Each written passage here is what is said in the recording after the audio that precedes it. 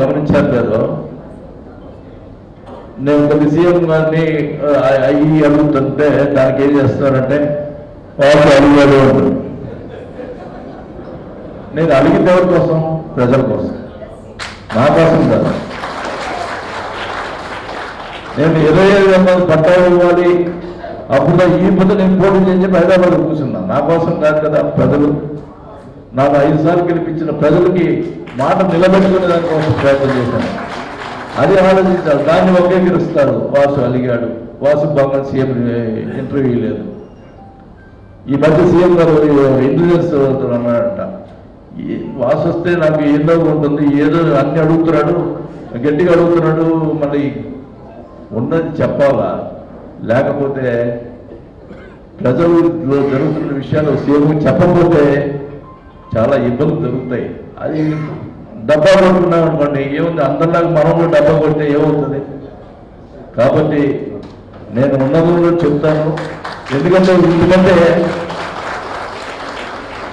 నాకు పోయేది లే. 5 సార్లు ఎమ్మెల్యే అయ్యా, 2 సార్లు మంత్రి అయ్యా. కాకపోతే ఆగిపోతాం రాజకీయాల నుంచి. హ్యాపీగా విలువ రాజకీయం చేశాడు అని చెప్పించుకుంటాం. అంతేగాని విలువ లేకుండా రాజకీయం అనేది చేయకూడదనేది నా మనసు కోసం. నేను ఈ మధ్య అంటే మీరు ఎవరు అడగకపోయినా కూడా అడుగుతున్నాను నేను సీఎం గారిని అప్పుడప్పుడు, సార్ ఎంప్లాయీస్ మన మీద వ్యతిరేకంగా ఉన్నారండి, వాళ్ళు చేయాల్సింది చేయాలి కదా అంటే ధనంజయ గారు చూస్తారు. ధనంజయ చూసి ఏంటి వాసన చెప్తున్నాడు, సార్ మనం చేస్తున్నాం అంటాడు. కానీ మొన్న క్లియర్గా చెప్పాడు, ముందులో ఏరియర్స్ అనేది అంటే నేను చెప్తే ఈ మళ్ళీ మీడియాలో ఏదో రాస్తున్నారు.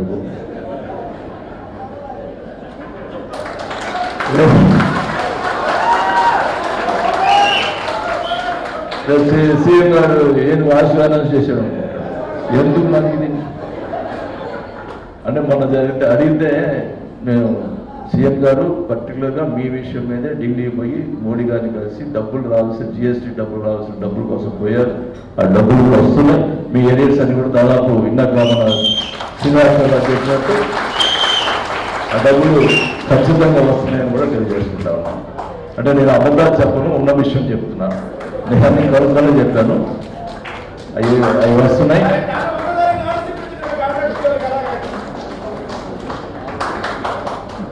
మరి ఈరోజు అసలు పెళ్లి కొడుకు మన బంధు శ్రీనివాసరావు ఆయన ఇప్పుడు కాదు, నాకు 10 సంవత్సరాల నుంచి ఎనలేని అనుబంధం ఉంది. ఎప్పుడు కూడా